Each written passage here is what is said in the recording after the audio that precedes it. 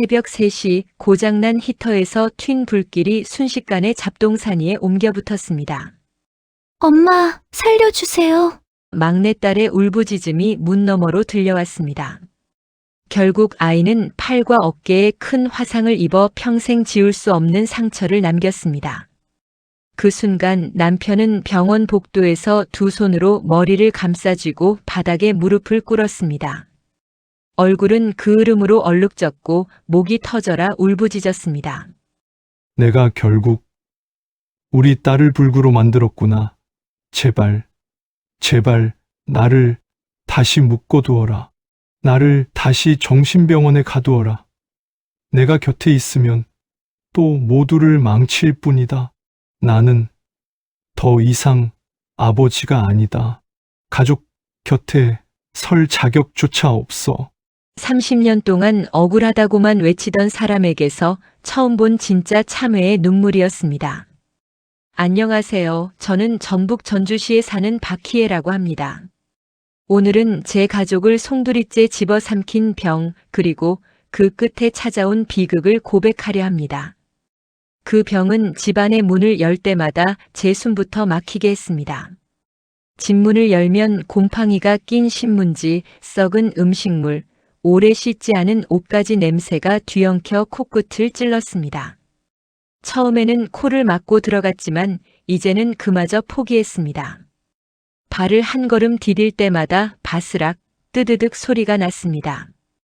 비닐봉지를 밟는 소리, 깨진 그릇 조각이 부딪히는 소리, 눌려 찌그러지는 소리까지 그 모든 것이 제 일상이 되어버렸습니다. 저는 평생 남편과 함께 이 집에서 살림을 꾸려왔습니다. 30년 전 신혼집으로 들어올 때는 아담하고 예쁜 집이었어요. 거실에는 햇볕이 넉넉히 들어왔고 부엌에서는 아이들 웃음소리가 울려 퍼졌습니다. 그런데 지금은요. 창문 앞까지 쌓인 박스와 헌 가전제품 때문에 한 줄기 햇빛조차 들어오지 않습니다. 낮인데도 전등을 켜야 앞이 보일 정도예요. 남편의 변화는 은퇴 후부터 시작됐습니다. 처음에는 심심하니까 라며 고물상에서 라디오 하나, 시계 하나를 주워왔어요. 아직 쓸만한데 버리다니 요즘 사람들 참 쉽게 버린다고 말하며 뿌듯해했습니다. 저는 노인네 취미 정도야 하고 넘겼어요. 하지만 그것은 시작에 불과했습니다. 라디오가 10개가 되고 시계가 20개가 됐어요. 텔레비전, 선풍기, 청소기, 심지어 고장난 세탁기까지 우리 집 안으로 들어왔습니다. 고치면 쓸 수 있어라는 말과 함께요. 하지만 고치는 일은 없었습니다. 그저 쌓이고 쌓일 뿐이었어요. 거실부터 엉망이 됐습니다. 소파는 보이지 않고 텔레비전 앞에는 라디오들이 탑처럼 쌓여 있어요. 바닥은 온통 신문지와 박스로 덮여 있어서 원래 마루가 무슨 색이었는지도 기억나지 않습니다. 발을 잘못 디디면 무언가가 쿵 소리를 내며 무너져요. 그러면 남편은 조심해! 그거 중요한 거야! 소리를 지릅니다. 부엌은 더 심각했습니다.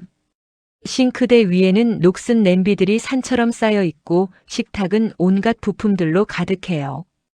밥을 해도 놓을 곳이 없어서 바닥에 놓고 먹어야 했습니다. 냉장고 문조차 제대로 열리지 않아요. 앞에 박스들이 너무 많이 쌓여 있어서입니다. 가스레인지 옆으로는 헌 옷가지들이 높이 쌓여 있는데 요리할 때마다 불이 옮겨 붙을까봐 가슴이 철렁합니다. 침실로 가는 복도는 아예 통로가 없어요.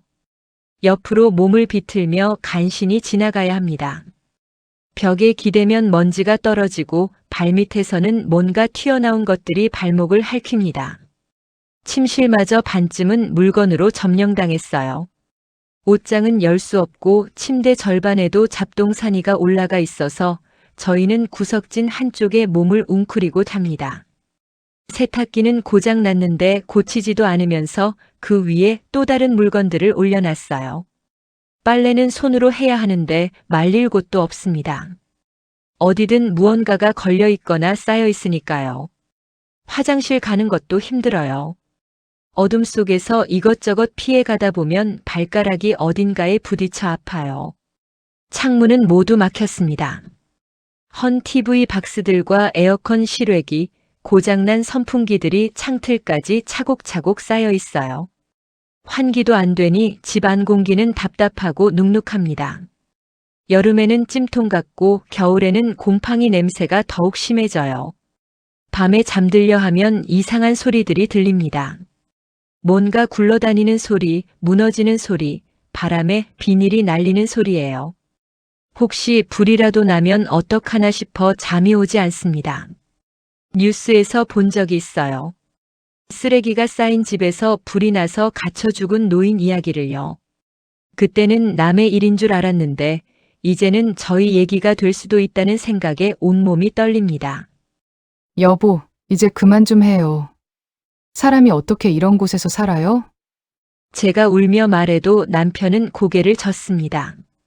평생 가족 위해 고생했는데 이것마저 못하게 하냐. 내가 모으는 건 다 쓸모 있는 거야. 그 말이 더 억울하게 들렸습니다. 제 희생은 뭐였나요?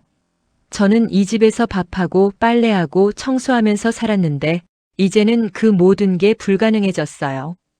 부엌에서 요리하는 것도, 거실에서 쉬는 것도, 안방에서 편히 자는 것도요. 집이 아닙니다. 이곳은 더 이상 집이 아니에요. 사람이 살 곳이 아니라 물건들만 가득한 곳입니다. 그 속에서 저희는 마치 유령처럼 살고 있어요. 숨도 제대로 쉴 수 없는 이 공간에서 매일 질식할 것 같은 기분으로요. 그런데 남편은 여전히 매일 뭔가를 주워옵니다. 언제까지 이래야 할까요? 언제까지 이 쓰레기장 같은 곳에서 버텨야 할까요? 저는 창문을 향해 걸어갔습니다. 물건들을 헤치고 비집고 간신히 창문 앞에 도착했어요. 하지만 유리창은 보이지 않았습니다. 온통 박스와 쓰레기로 가려져 있었어요. 바깥 세상이 그리웠습니다. 햇빛이, 바람이, 깨끗한 공기가요. 그때 깨달았습니다. 남편이 바뀐 게 아니라 저희 집 전체가 바뀌어 버린 것이에요. 그리고 그 변화 속에서 저 역시 바뀌고 있었습니다. 매일 숨이 막히고 화가 나고 절망하고요. 이제는 남편을 보는 것조차 두려워졌습니다. 언제부터인가 존경했던 남편이 아니라 저희 가족을 파괴하는 무서운 사람으로 보이기 시작했으니까요. 2장. 무너진 생계와 가족. 예전엔 그렇지 않았어요. 젊었을 때 저희 남편은 정말 멋진 사람이었습니다. 식당을 처음 열었을 때를 떠올려 보면 손님들이 남편을 보러 오다시피 했거든요. 남편은 손님 한 분 한 분 기억하고 그분들 좋아하는 반찬까지 챙겨드렸어요. 저는 그런 남편이 자랑스러웠습니다. 아이들도 우리 아빠 진짜 대단해라며 따랐고요. 그때만 해도 저는 남편을 진심으로 존경했어요. 성실하고 친절하고 가족을 위해 묵묵히 일하는 사람이었거든요. 새벽부터 밤늦게까지 식당에서 일하면서도 불평 한 번 안 했습니다. 오히려 가족들 먹여 살리는 게 남자의 본분이지라며 웃곤 했어요. 그런 남편 옆에서 저도 힘이 났습니다. 함께 꿈을 키워가는 기분이었어요. 하지만 언제부터였을까요? 조금씩, 아주 조금씩 달라지기 시작했어요. 처음엔 손님이 남기고 간 우산 하나, 가방 하나를 찾아가실 분이 계실지도 모르니까 하며 보관하기 시작했거든요. 그것도 며칠, 몇 달이 지나도 찾아가는 사람은 없었는데 계속 쌓여만 갔어요. 그러더니 어느 날부터는 아직 쓸만한데 버리기 아깝다며 온갖 것들을 주워오기 시작했습니다. 식당도 점점 이상해졌어요. 주방 한쪽에 고장난 선풍기가 하나둘 쌓이더니 홀에까지 상자들이 놓이기 시작했거든요. 손님들이 사장님, 여기 좀 어수선하네요 하며 눈살을 찌푸리기 시작했어요. 저는 남편에게 말했습니다. 여보, 손님들이 불편해해요. 이것들 좀 치워요. 하지만 남편은 곧 정리할 거야. 바쁘니까 나중에만 반복했어요. 그 나중에는 영원히 오지 않았습니다. 대신 물건들은 계속 늘어났어요. 식당 출입구까지 막힐 정도로요. 단골 손님들이 하나둘 발길을 끊기 시작했습니다. 저기 가면 앉을 자리도 없어 뭔가 지저분해서 음식 먹기가 그래 이런 말들이 들려왔어요.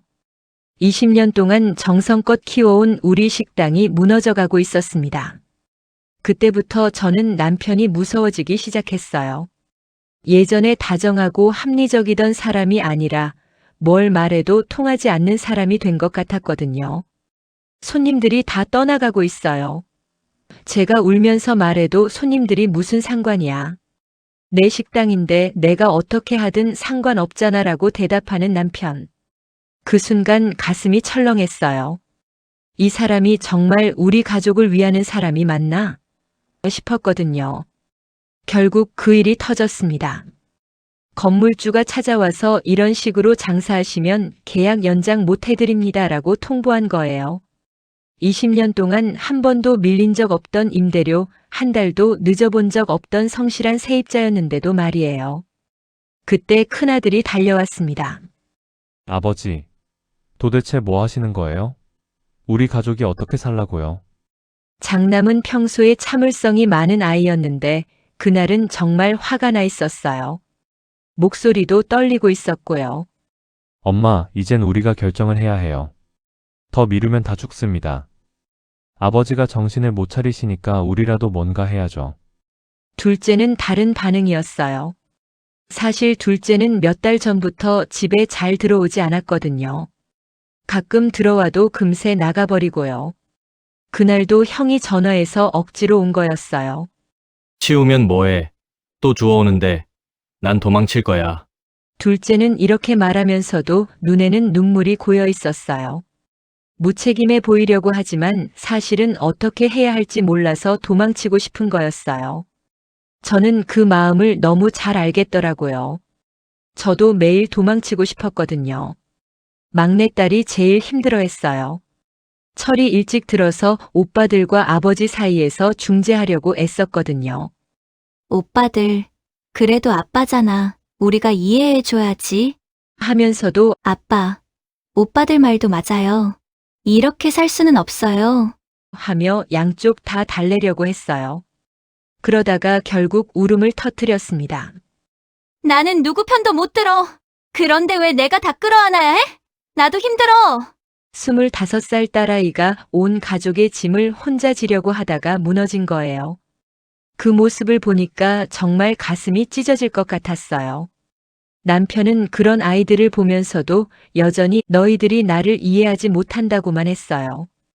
평생 가족을 위해 살았는데 이제 와서 내 하나뿐인 취미마저 막으려 하냐고요. 취미라니요. 우리 가족의 생계를 무너뜨리는 게 취미라고요? 남편의 행동은 우리 가족 모두를 파괴하고 있었거든요. 아이들까지 상처받게 만들고 서로를 원망하게 만들고 있었어요. 식당 문을 닫게 된 날, 저는 혼자 그 안에 앉아 있었어요. 20년 동안 우리 가족의 터전이었던 곳, 아이들이 학교 끝나면 뛰어와서 숙제하던 곳, 남편과 저의 꿈이 담긴 곳, 이제 모든 게 끝이었어요. 이 사람과 평생을 함께 살 수 있을까? 처음으로 이런 생각이 들었어요. 존경했던 남편은 온데간데 없고 가족을 사랑한다고 하면서 가족을 파괴하는 사람만 남아 있었거든요. 저는 그때 정말 무서웠어요. 앞으로 어떻게 살아야 할지, 아이들은 어떻게 될지 아무것도 보이지 않았어요. 하지만 포기할 수는 없었어요. 아직 어린 아이들이 있었고 이 가족을 지켜야 했으니까요. 그래서 결심했습니다. 더 이상 참고만 있을 수는 없다고. 뭔가 행동을 해야 한다고요. 그날은 정말 악몽 같았어요. 평생 잊을 수 없을 거예요. 새벽 4시쯤이었나요? 밖에서 트럭 시동 걸리는 소리가 들렸어요. 깜짝 놀라 일어나 보니 남편이 없었습니다. 급하게 창문으로 내다보니 남편이 트럭에 온갖 잡동사니를 실으며 혼자 중얼거리고 있었어요. 내 물건들, 우리 가족이 다 버렸어. 되찾아와야 해. 목소리가 평소와 달랐어요. 뭔가 정신이 없어 보였거든요. 밤새 뒤척이다가 겨우 잠들었는데 제대로 잠도 못 자고 나온 모양이었어요. 저는 급하게 옷을 걸치고 밖으로 뛰어나갔습니다. 여보, 새벽에 어디 가시는 거예요? 가족들이 몰래 버린 내 물건들 찾으러 간다. 쓰레기장에 가면 있을 거야. 남편의 눈이 빨갛게 충혈되어 있었어요. 며칠 동안 제대로 잠을 못 잔 것 같았거든요. 저는 간절히 말렸습니다. 여보, 제발 들어가요. 새벽에 이러시면 안 돼요. 하지만 남편은 제 말을 듣지 않았어요. 오히려 더 흥분해서 너도 공범이지? 내 소중한 것들을 버리는데 한몫했겠지? 그러고는 트럭을 몰고 나가버렸습니다. 저는 가슴이 철렁했어요. 저 상태로 운전하면 정말 위험할 것 같았거든요. 큰아들에게 급하게 전화했지만 받지 않았어요. 새벽이라 잠들어 있었겠죠. 둘째에게도 전화했지만 마찬가지였고요. 저는 혼자 집에서 전전긍긍하며 기다릴 수밖에 없었어요.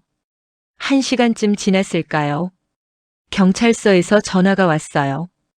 혹시 김수철 씨 부인이세요?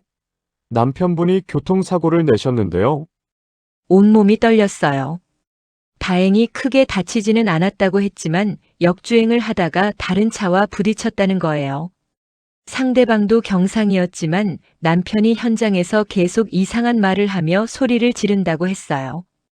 제 물건들이 어디 갔냐고, 누가 숨겼냐고 계속 묻고 있어요. 일단 병원으로 모시는 게 좋을 것 같습니다. 저는 급하게 병원으로 달려갔어요. 응급실에서 남편을 보는 순간 눈물이 쏟아졌어요. 이마에 붕대를 감고 있었는데 여전히 내 라디오들 어디 갔어? 누가 가져갔어? 라며 중얼거리고 있었거든요. 의사 선생님이 저를 따로 불렀어요. 부인, 남편분이 심각한 정신적 문제가 있어 보입니다. 이대로 집에 보내면 또 사고를 낼 수 있어요. 강제 입원을 권합니다. 강제 입원이라는 말에 머리가 하얘졌어요. 평생 한 번도 생각해 본 적 없던 일이었거든요. 저희 남편을 정신병원에 보낸다고요?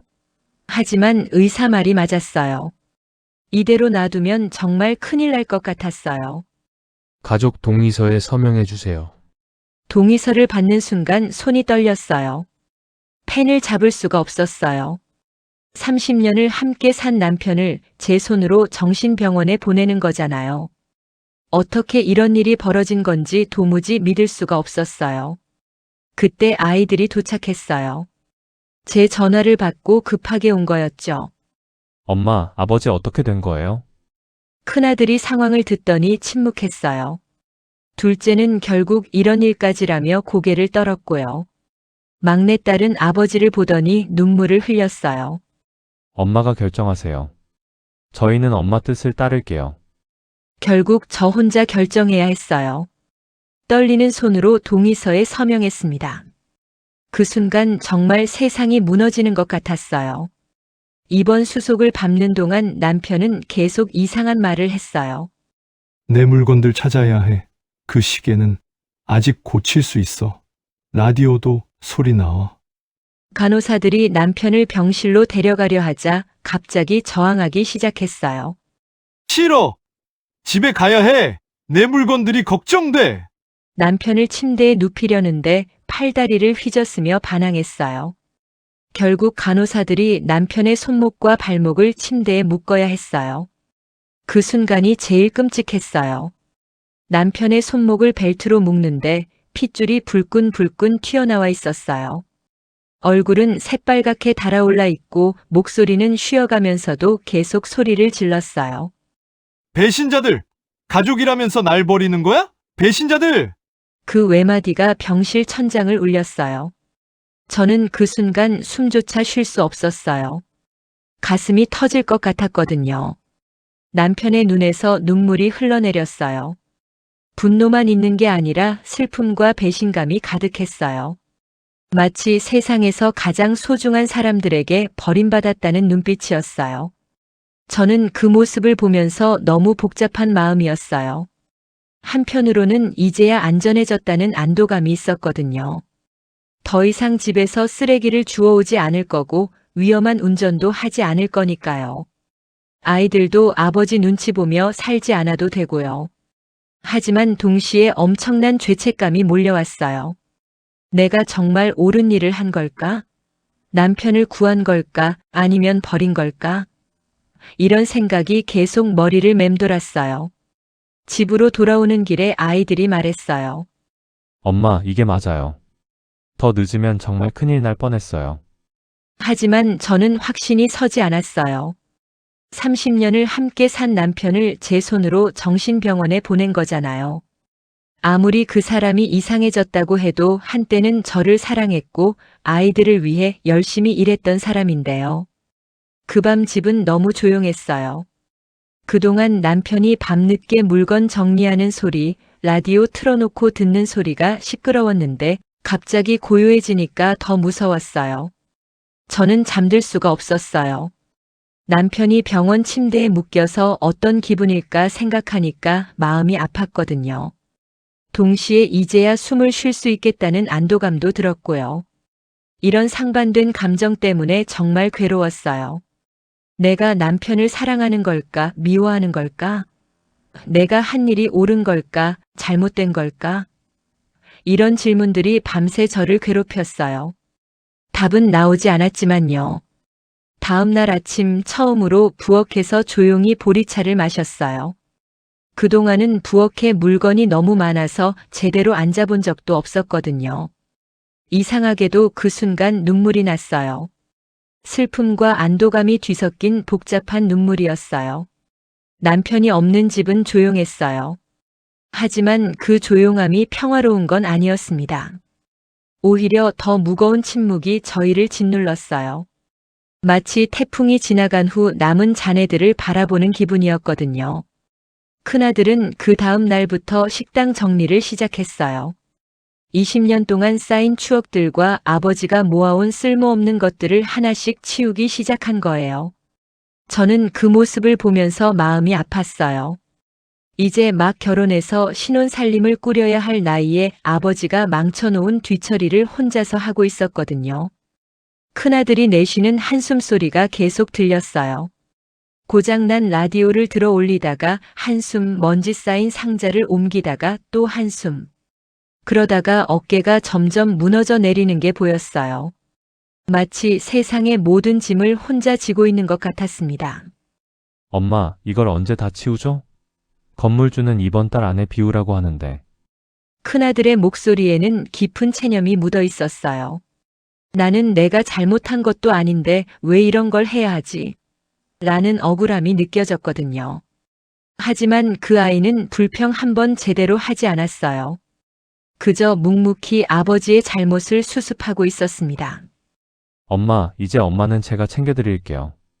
그 말을 들으니까 눈물이 났어요. 자기 새 가정 꾸리기도 바쁠 나이에 친정 어머니까지 책임져야 한다는 부담감. 저는 정말 한심한 부모 같았어요. 둘째는 아예 다른 반응이었어요. 형이 식당 정리하는 걸 보러 한 번 왔다가 비웃듯이 말했거든요. 형, 뭐 하는 거야? 치워봤자 뭐해. 아버지 나오면 또 주워올 텐데. 그 말투가 차가웠어요. 냉소적이고 포기한 듯하고 화가 나 있으면서도 무력한 그런 말투였어요. 난 이제 정말 나갈 거야. 이런 집에서는 못 살겠어. 둘째는 정말로 집을 떠날 준비를 하고 있었어요. 방에서 짐을 싸고 있더라고요. 저는 말렸지만 듣지 않았어요. 엄마, 저도 제 인생이 있어요. 아버지 때문에 제 인생까지 망칠 순 없어요. 이해해 주세요. 그 말이 틀렸다고 할 수는 없었어요. 하지만 가족이 뿔뿔이 흩어지는 게 너무 슬펐어요. 아직 결혼도 안 한 아이인데 벌써 가족에 대한 희망을 포기해버린 거잖아요. 막내딸이 제일 힘들어했어요. 오빠이 서로 다른 반응을 보이니까 그 사이에서 또 말려보려고 했거든요. 작은 오빠, 큰 오빠한테 그렇게 말하면 안 되지. 큰 오빠도 힘든데, 큰 오빠, 작은 오빠도 이해해줘. 너무 힘들었잖아. 그렇게 이쪽 저쪽 달래다가 결국 울음을 터뜨렸어요. 난 이제 못하겠어. 왜 내가 맨날 가운데서 눈치만 봐야 해? 나도 힘들어. 그러더니 방으로 들어가 버렸어요. 25살 딸아이가 온 가족의 화목을 혼자 책임지려고 하다가 무너진 거예요. 그 모습을 보니까 정말 미안했어요. 어머니인 제가 제대로 해야 하는데 어린 딸에게 그런 역할을 맡겨뒀으니까요. 그날 저녁 저는 혼자 부엌에 앉아 있었어요. 오랜만에 식탁에 제대로 앉을 수 있었거든요. 남편이 없으니까 물건들도 없고 조용하고. 하지만 전혀 기쁘지 않았어요. 늙어서 서로 의지하며 산다는 게 우리 집에는 없나 보구나. 이런 생각이 들었어요. 젊었을 때는 남편과 함께 나이 들어가면서 서로 의지하며 살 줄 알았거든요. 아이들도 다 커서 가끔씩 모여서 화목한 집안을 이룰 줄 알았고요. 하지만 현실은 정반대였어요. 남편은 정신병원에 있고 큰아들은 집안 대신 챙기려고 애쓰며 한숨만 쉬고 둘째는 가족을 포기하고 떠나려 하고 막내딸은 모든 걸 혼자 감당하려다가 무너졌어요. 이게 우리 가족의 실상이었어요. 혼자 사는 게 더 나을까? 이런 생각까지 들었어요. 남편과 함께 있을 때는 매일 속상하고 화나고 그랬는데 지금은 그것보다 더 쓸쓸했거든요. 가족이 있는데도 혼자인 것 같은 기분. 아니, 혼자보다 더 외로운 기분이었어요. 다음 날 아침 아이들이 모두 집을 나갔어요. 큰아들은 식당 정리하러, 둘째는 새로 구한 원룸 보러, 막내딸은 친구 집에 가겠다고 하면서요. 저는 정말 혼자가 됐어요. 집은 조용했지만 허전했어요.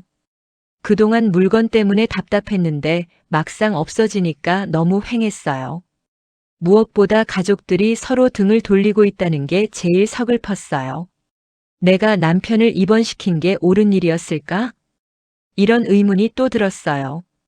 남편이 있을 때는 힘들었지만 그래도 가족이 뿔뿔이 흩어지지는 않았거든요. 지금은 모두 상처받고 지쳐서 각자 도망치려고만 하고 있어요. 이제 어떻게 해야 하지? 한 달 만에 남편이 퇴원했어요. 병원에서는 많이 좋아졌다고 했지만 집에 돌아온 첫날부터 예전과 똑같았습니다. 내 물건들 다 어디 갔어? 누가 멋대로 버렸어? 현관문을 열자마자 소리부터 지르기 시작했어요. 저희가 한 달 동안 정성껏 치워놓은 집을 보더니 더욱 흥분했습니다. 아니야. 이건 말이 안 돼. 내 소중한 것들을. 며칠이 지나자 남편은 다시 몰래 물건을 주워오기 시작했어요.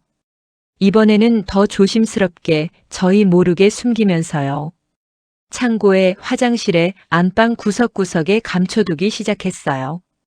한 달, 두 달이 지나자 집은 다시 예전으로 돌아갔어요. 아니, 더 심해졌어요. 남편은 이제 밤에도 몰래 나가서 물건을 주워왔거든요. 새벽에 문 여는 소리, 뭔가 끌고 들어오는 소리가 계속 들렸어요. 아이들은 완전히 지쳐버렸어요.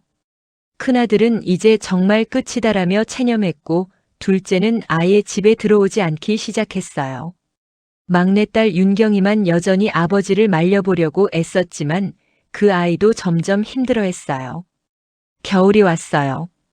집 안에는 온갖 물건들이 난로 주변까지 쌓여 있었어요. 저는 계속 치우라고 했지만 남편은 듣지 않았어요. 그날도 남편은 새벽에 나갔다 와서 또 뭔가를 가져왔어요. 오래된 전기 히터였어요. 고장났다고 하길래 안 쓴다고 했는데 밤에 몰래 켜놓고 잔 모양이었어요. 새벽 3시쯤이었을까요? 타는 냄새에 잠이 깼어요. 어디선가 노란 불빛이 번쩍이는 게 보였어요. 여보, 불이야. 저는 소리를 지르며 남편을 깨웠어요. 거실에서 불길이 치솟고 있었거든요. 고장난 히터에서 시작된 불이 주변 신문지로 옮겨 붙은 거였어요. 남편은 어쩔 줄 모르며 불을 끄려고 했지만 소용없었어요. 불은 순식간에 번졌어요. 쌓여있던 종이들, 비닐들, 헌 옷가지들이 모두 불에 타기 시작했거든요. 윤경아, 윤경아. 막내딸 방에서 대답이 없었어요. 급하게 달려가 보니 방문이 열리지 않았어요. 복도에 쌓인 물건들이 넘어지면서 문을 막고 있었던 거예요. 엄마, 엄마. 윤경이의 목소리가 문 너머로 들렸어요. 무서워서 떨리는 목소리였어요. 엄마 도와줘요. 연기가 들어와요. 저는 미친 듯이 물건들을 치우려고 했어요. 하지만 너무 많이 쌓여 있어서 도저히 혼자서는 안 됐어요. 남편도 와서 함께 치웠지만 불은 점점 번져왔어요.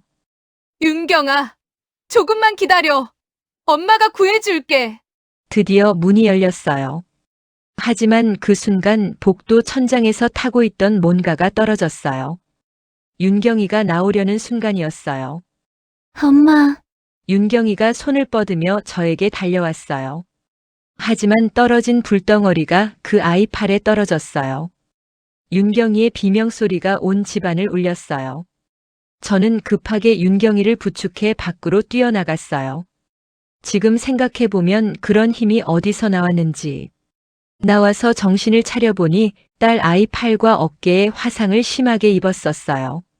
소방차와 구급차가 왔어요. 윤경이는 의식을 잃은 채 병원으로 실려갔어요. 저는 구급차 안에서 딸의 붕대 감긴 손을 붙잡고 울부짖었어요. 미안해. 엄마가 지켜주지 못해서. 병원에서 의사가 말했어요.